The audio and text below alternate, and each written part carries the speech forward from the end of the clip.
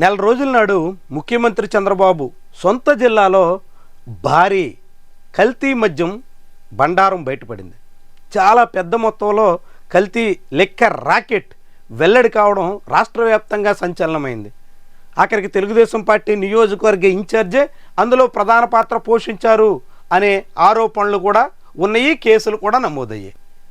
ముఖ్యమంత్రి సొంత జిల్లాలో కల్తీ లిక్కర్ దందా నడుస్తుంటే ఉప ముఖ్యమంత్రి సొంత నియోజకవర్గంలో కల్తీ నెయ్యి ఉధృతంగా సాగుతోంది. కల్తీ నెయ్యి రాకెట్కి అడ్డే లేదా అన్నట్టుగా దందా నడిచిపోతోంది. ఇది తొలిసారి కాదు. పిఠాపురం వేదికగా కల్తీ మద్యం రాకెట్ గడిచిన ఏడాది కాలంలో 2 సార్లు బయటపడింది.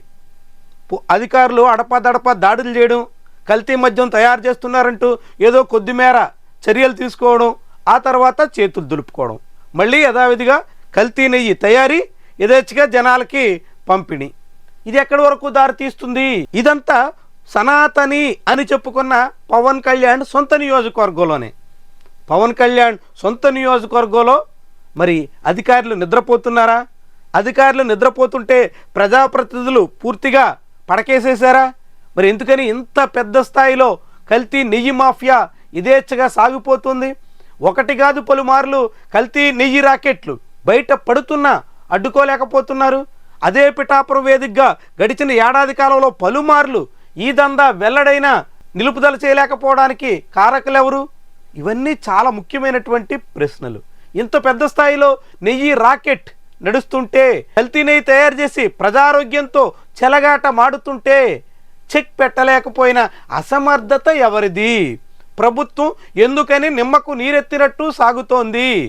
ఇంత యథేచ్ఛగా కల్తీ నెయ్యి తయారీ, దాని సరఫరా, అమ్మకం అన్నీ నడిచిపోతున్నా అడ్డుకోలేని అసమర్థత ఎవరి వల్ల?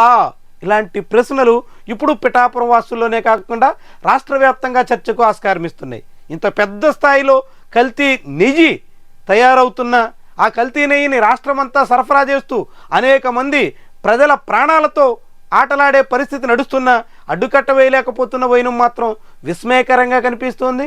ఇది అధికార కూటమి నేతల్లోని కొందరి సహకారంతోనే నడుస్తోంది అనే ఆరోపణలు కూడా ఉన్నాయి.